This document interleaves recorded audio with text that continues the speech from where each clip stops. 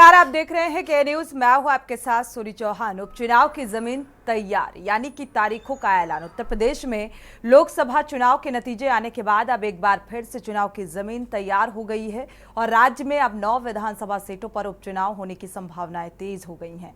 9 सीटों पर विधायक रहे नेताओं को लोकसभा चुनाव का टिकट मिला था और ऐसे में चुनाव जीतने के बाद अब यूपी में 9 विधानसभा खाली हो गई और ऐसे में अब 9 विधानसभा सीटों पर उपचुनाव का रण सजने को तैयार है। लोकसभा चुनाव के बाद 9 सीटों पर होने वाला उपचुनाव यूपी सरकार के लिए किसी बड़े लिटमस टेस्ट से कम नहीं है और चुनाव की तारीखों का ऐलान होना बाकी है, यानी कि घोषणा हो चुकी है और अब डेट का इंतजार। लेकिन तैयारी सभी दलों ने करनी शुरू कर दी है। लोकसभा चुनाव के रिजल्ट आने के बाद अब उत्तर प्रदेश में एक बार फिर से चुनाव की नींव तैयार हो गई है। उत्तर प्रदेश में बीजेपी के नेतृत्व वाले एनडीए पर समाजवादी पार्टी के नेतृत्व वाले इंडिया गठबंधन को बढ़त मिली है। लोकसभा चुनाव में अलग अलग दलों ने 14 विधायकों को चुनावी मैदान में उतारा था, लेकिन चुनाव का रिजल्ट आने के बाद केवल 9 विधायकों ने जीत दर्ज की। 2024 के लोकसभा चुनाव में 14 विधायकों में से 5 विधायकों को हार का सामना करना पड़ा। 5 हारने वाले विधायकों में यूपी के कैबिनेट मंत्री जयवीर सिंह भी शामिल है। चुनाव में फूलपुर, खैर, गाजियाबाद, मझावन, मीरापुर, अयोध्या, बढ़ल, कटहरी और कुंदरकी विधानसभा सीट से मौजूदा विधायकों ने जीत दर्ज की।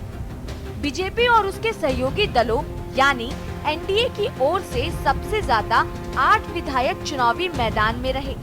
इसके अलावा 3 एमएलसी भी चुनावी मैदान में एनडीए की ओर से थे। इनमें से फूलपुर सीट पर प्रवीण पटेल ने जीत दर्ज की। बीजेपी विधायक अनुप वाल्मीकि ने हाथरस से जीत दर्ज की। गाजियाबाद से विधायक अतुल गर्ग ने जीत दर्ज की है। भदोई से बीजेपी के टिकट पर विनोद कुमार बिंद ने जीत दर्ज की है, जो निषाद पार्टी से मझावन सीट विधायक थे। मीरापुर से विधायक चंदन चौहान ने आरएलडी के टिकट पर बिजनौर सीट से जीत दर्ज की है। सपा से अयोध्या के विधायक अवधेश प्रसाद ने फैजाबाद सीट से जीत दर्ज की। करहल से विधायक अखिलेश यादव ने कन्नौज सीट से जीत दर्ज की है। कटेरी से सपा के विधायक लालजी वर्मा ने अंबेडकर नगर सीट से जीत दर्ज की है। कुंदरकी विधानसभा सीट से जियाउर रहमान बर्क ने संभल सीट से जीत दर्ज की है। हारने वाले विधायकों में नगीना से बीजेपी विधायक ओम कुमार, रॉबर्ट्सगंज से अपना दल विधायक रिंकी कोल, महाराजगंज से कांग्रेस विधायक वीरेंद्र चौधरी और लखनऊ से सपा विधायक रविदास मेहरोत्रा शामिल हैं। लेकिन अब जीतने वाले अगर इस्तीफा देंगे और तो उन सभी सीटों पर फिर से चुनाव होगा। ऐसे में लोकसभा चुनाव के बाद एक बार फिर यूपी में विधानसभा की खाली सीटों पर उपचुनाव का रण सजने को तैयार हो रहा है। स्पेशल डेस्क के न्यूज इंडिया।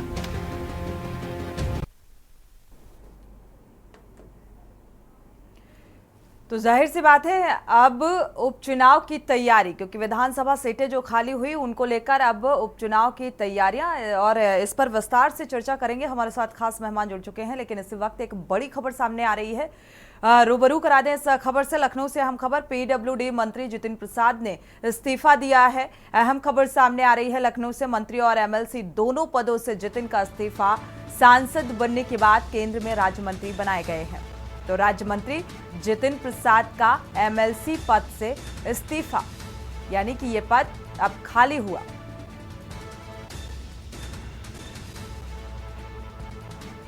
तो राज्य मंत्री जितिन प्रसाद ने इस्तीफा दिया है।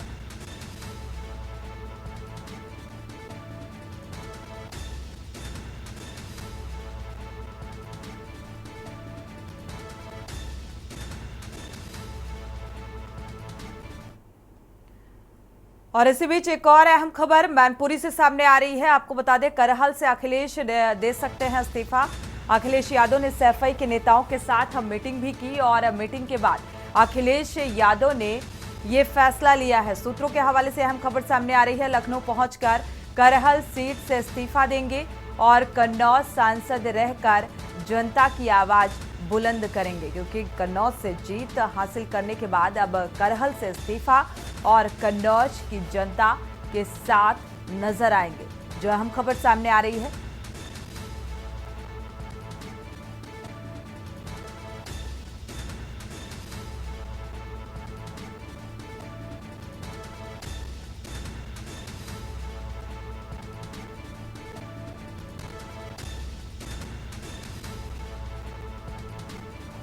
मैनपुरी से यह अहम खबर, करहल से अखिलेश इस्तीफा दे सकते हैं और कन्नौज की जनता के बीच नजर आ सकते हैं, क्योंकि कन्नौज से जीत हासिल करने के बाद ये मीटिंग के बाद अखिलेश यादव ने फैसला लिया है।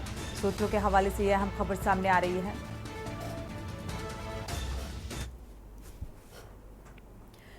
तो लोकसभा चुनाव संपन्न होने के बाद, नतीजे सामने आने के बाद जाहिर सी बात है अब उपचुनाव को लेकर जो है चर्चाएं जोरों पर हैं। तारीख और तारीख के बाद अब उम्मीदवारों पर भी मंथन, क्योंकि लोकसभा चुनाव के जो नतीजे सामने आए, अब आगे की तस्वीर क्या होगी, क्योंकि एक अंदाजा लगाया जा सकता है। उपचुनाव को लेकर विस्तार से चर्चा करने के लिए हमारे साथ खास मेहमान जुड़ चुके हैं। आपका परिचय करा देते हैं। मिनहाज अहमद जी हैं, कांग्रेस प्रवक्ता, आपका बहुत बहुत स्वागत इस चर्चा में शामिल होने के लिए। पीयूष त्रिपाठी जी हैं, वरिष्ठ पत्रकार, आपका भी बहुत बहुत स्वागत इस चर्चा में शामिल होने के लिए। श्वेता दुबे जी हैं, बीजेपी नेता, आपका भी बहुत बहुत स्वागत इस चर्चा में शामिल होने के लिए। मोहम्मद साजिद जी हैं, समाजवादी पार्टी से सपा प्रवक्ता, आप सभी मेहमानों का बहुत बहुत स्वागत। शुरुआत कर लेते हैं समाजवादी पार्टी के मोहम्मद साजिद जी से। मोहम्मद साजिद जी, आप देख पा रहे हैं लोकसभा चुनाव जो संपन्न हुआ, यूपी की तस्वीर सामने आई और लगातार सुर्खियों में ये दो नाम रहे कि भाई दो लड़कों ने कमाल कर दिया। जिस तरीके से अच्छी खासी सीटें निकलकर सामने आई और अब इसी के आधार पर आगे की जो रूपरेखा है वो देखी जा रही है। अभी खबर जो सामने आई कि करहल से भाई इस्तीफा दे सकते हैं समाजवादी पार्टी के मुखिया अखिलेश यादव, कन्नौज की जनता के बीच नजर आ सकते हैं, क्योंकि अच्छी खासी जीत यहां से हासिल की है। क्या कहेंगे? देखिए, मैं सबसे पहले तो बता देना चाहता हूँ, जो भारतीय जनता पार्टी जिनको दो लड़के करते हैं, भाजपा वाले को खैर जमा करते हैं, दो लड़के ही है जो उनको ये अभी जो रिजल्ट आया है उसमें उनको एहसास होना चाहिए कि वो लड़के नहीं है। तो दोनों जो है वो एक की एज 55 के आसपास है और दूसरे की एज 50 से अधिक है। और मैं समाजवादी पार्टी के राष्ट्रीय अध्यक्ष जी, देश के सबसे बड़े राज्य यूपी के सबसे युवा मुख्यमंत्री बने थे। तो युवा मुख्यमंत्री कहा जाता है, इसीलिए तो बिल्कुल दोनों बड़े नेता हैं और जिनको जनता ने स्वीकार कर लिया है और जनता के मुद्दों को उठाते हैं और जनता भी उनको पसंद करती है। लोकसभा चुनाव में क्या परिणाम रहा है यूपी में आप देखेंगे। जो बात कह जीतेंगे हम 80 की 80 जीतेंगे, उनको वाराणसी तक बचाना मुश्किल हो गई। और अगर कहीं निष्पक्षता के साथ प्रशासन और सारी चीजें होती तो मेरे ख्याल से 50+ इंडिया गठबंधन होता है। कहीं ना कहीं जो है वो मतगणना से लेकर और तमाम वोटिंग तक में जिस तरीके से लाठीचार्ज हुआ, आपने भी देखा संभल में, जहां बात हो रही थी अधिक से अधिक मतदान होना चाहिए, वहीं मतदान को कम करने के लिए लाठीचार्ज किया जा रहा था कि मतदाताओं में खौफ हो और वो घरों से ना निकले। वो वीडियो सोशल मीडिया पर लोकसभा के चुनाव के बाद बिल्कुल काबिले तारीफ रही इस बार की परफॉर्मेंस जो समाजवादी पार्टी के। सीधे और मेहमानों का रुख करें, दिल्ली का रुख करना पड़ेगा, माफी के साथ दिल्ली का रुख करना चाहेंगे। संजय सिंह क्या कुछ कह रहे हैं आम आदमी पार्टी के नेता, सुनिए जरा। एनडीए के घटक दलों को ना तो गृह मिला, ना रक्षा मिला, ना वित्त मिला, ना विदेश मिला, ना वाणिज्य मिला, ना रेल मिला, ना सड़क मिला, ना कृषि मिला, ना शिक्षा मिला, ना स्वास्थ्य मिला, ना दूरसंचार मिला, खाली हाथ में झुंझुना मंत्रालय मिला, झुंझुना मंत्रालय। और ये पहला संकेत है। भारतीय जनता पार्टी ने साफ तौर पे संकेत दिया है कि जो उनकी प्रवृत्ति है, कार्य करने की शैली है, अपने घटक दलों को धीरे धीरे करके समाप्त करना, खत्म करना, उनको अपमानित करना, उनकी ताकत को समाप्त करना, मंत्रालय के बंटवारे के बाद इसकी शुरुआत हो गई है।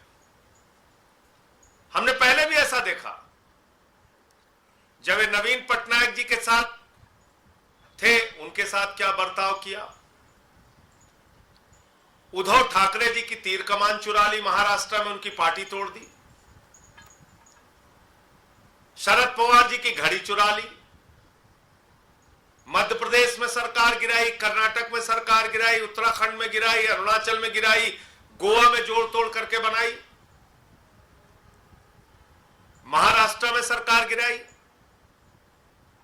तो पूरे देश में जोड़ तोड़ करके, विधायकों की खरीद फरोख्त करके, सांसदों की खरीद फरोख्त करके इन्होंने पार्टियों को तोड़ा है 10 साल में। और ये झुंझुना मंत्रालय जो दिया है इन्होंने एनडीए के घटक दलों को, अगला चरण इनकी पार्टियों को खत्म करने का होगा। क्योंकि जो जो बातें हम लोग कहते हैं लगभग सच साबित होती है। और वो कैसे होगा? गलती से अगर बीजेपी का स्पीकर बन गया तो उसके 3 बड़े खतरे हैं। नंबर 1 खतरा,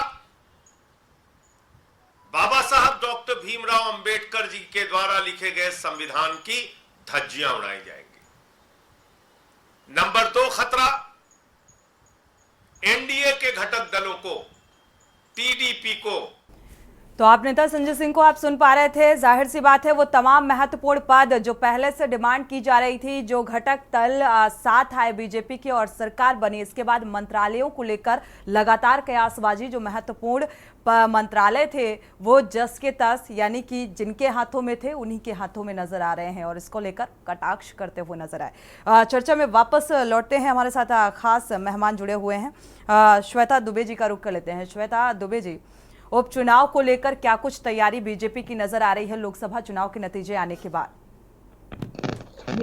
हम तो वो पार्टी है, हम तो 365 सातों दिन काम पर रहते हैं। हमारी कुछ सीटें कम जरूर हुई हैं, लेकिन हमारे हौसले कम नहीं हुए हैं। और अब की तो जो सीटें हमारी थी उनको तो हम जीतेंगे ही, और जो सपा के पास थी वो भी हम जीतेंगे। और मैं ये और बताना चाहूंगी, ये सपा का जो बहुत पुराना राग है कि कॉन्फिडेंस है। श्वेता जी, अच्छी बात है, ओवर कॉन्फिडेंस अच्छी बात नहीं होती। लोकसभा चुनाव में भी आप लोग कह रहे थे कि भाई 400 पार का लक्ष्य पूरा करेंगे, लेकिन 300 के अंदर ही सिमट कर रह गए। 240 सीटें बीजेपी ने जीती। लक्ष्य तो बड़ा ही रखा जाता है ना, कोशिश भी पूरी की जाती है। बिल्कुल, अच्छी बात है। क्या परिणाम आता है वो तो आगे पता चलेगा। और जैसा कि इन्होंने कहा कि धांधली, तो हमने जो सीटें इन्होंने जीती है उस पर हम धांधली नहीं कर पाए। जहां ये हारते हैं वही धांधली होती है, वही ईवीएम गड़बड़ हो जाती है। अब ये बहुत पुराना हो गया, अब कुछ नया तलाशिए। ये बहुत पुराना मुद्दा हो गया है, जनता भी जानती है इसको।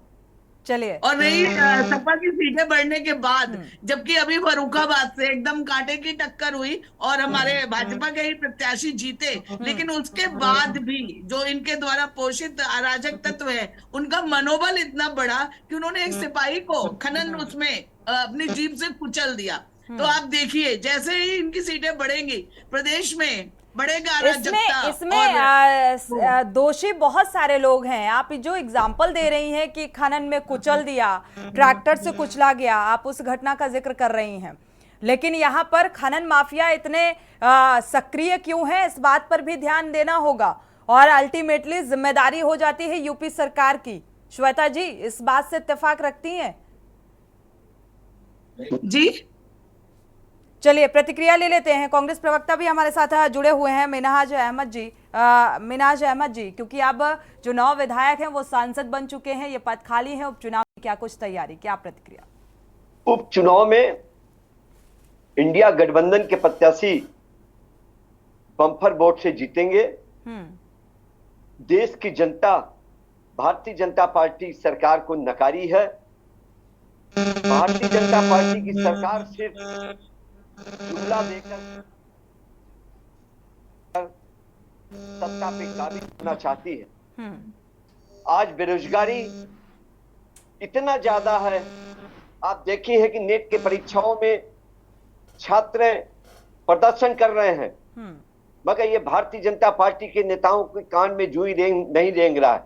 हम्म, जब नौजवान नौकरियां मांगने जाता है तो भारतीय जनता पार्टी की सरकार में उनके ऊपर लाठी से पीटने का काम करती है। हम्म, ये जनता सब देख रही है। सरकार बने अभी 2 दिन नहीं हुए, महंगाई आसमान छूने लगी, हम्म, दवा महंगा हो गया, दाल महंगा हो गया, जो गरीब जनता के यूज किए हुए सामाने हैं वो महंगाई हो गई। हम्म, ऐसा क्यों? भारतीय जनता पार्टी जब सत्ता में आती है तो महंगाई आसमान क्यों छूने लगता है? जब यूपीए की सरकार थी तो जनता बहुत खुशहाल रहती थी। आज क्या है, 15 साल होने 10 साल इनकी बीत गए। 10 साल में आप लोगों ने प्रधानमंत्री जी मुद्दा भी तो कभी इसे ही मन की बनाया बात और और शायद महंगाई उसी की का बात नतीजा की है बात कि कर पिछली रहे बार हो। से और जो लक्ष्य था उसके करीब नहीं पहुंच पाई भारतीय जनता पार्टी। जब ये अपनी कैबिनेट की बैठक बुलाई हम्म, उसमें भी नहीं चर्चा किया कि हम महंगाई पर और नौजवान के बेरोजगारी पर हम बात करना चाहते हैं आप सबसे। मगर ये सरकार सिर्फ जनता को गुमराह कर रही है, इसके अलावा इनके पास कोई काम नहीं है। ठीक है, जनता हमारे साथ महंगाई से एकदम त्रस्त पीयूष है। जी जुड़े हुए हैं। पीयूष त्रिपाठी जी वरिष्ठ पत्रकार हैं। पीयूष जी, आपका रुख करेंगे क्योंकि अब ये बिसात बीत चुकी है उपचुनाव की। 9 सीटों पर उपचुनाव को आप किस तरीके से देख रहे हैं और साथ में आकलन लोकसभा चुनाव के नतीजों के लिहाज से अगर देखा जाए। सोनी जी, जी। पैनल में बैठे सभी लोग नमस्कार। हम्म, पहले तो ये तय हो कि इन विधानसभा उपचुनाव में, आवाज आ रही है मेरी? जी सुन पा रहे हैं। इन विधानसभा चुनाव में सपा और कांग्रेस इंडी गठबंधन मिलकर लड़ेंगे, पहले तो ये घोषणा होना चाहिए। ये लड़ेंगे भी कि नहीं लड़ेंगे, ये घोषणा आप कार्यक्रम कर रही हैं कि अभी विधायक इस्तीफा देंगे, दे भी दिया भी पद से और उससे। तो ये प्रवक्ता तो सबसे पहले ये बतावे कि हाँ जी, हम विधानसभा चुनाव में 7 मिल करके लड़ेंगे। ये घोषणा ये प्रवक्तागण करेंगे आदरणीय, या फिर तथाकथित जो अन्य लोग हैं वो करेंगे। एक बात, उत्साह तो बढ़ा हुआ है कांग्रेस का भी, सपा का भी। बहुत अच्छी उन्होंने लड़ाई की है। और ये जो सीटें हैं खाली होने वाली, ये भी पश्चिम से लेकर और पूरब तक हैं। आधे पश्चिम से लेकर के और पूरब तक, यानी भदोही तक हैं ये सीटें, और मिर्जापुर में भी है। पूरी बेल्ट में है ये सारी सीटें। विधायक सांसद हो गए, इस्तीफा देंगे, जाहिर बात। तो पहले तो ये घोषणा करने की हाँ लड़ेंगे साथ। मैं कोई राजनीतिक पार्टी का प्रवक्ता नहीं, मैं बताऊं बिल्कुल सीट गड़बड़ चल रहा है, क्या चल रहा है।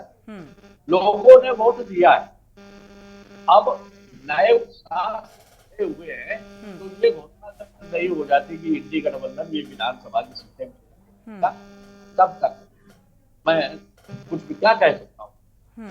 ये बात सही है कि इनको वोट मिला है।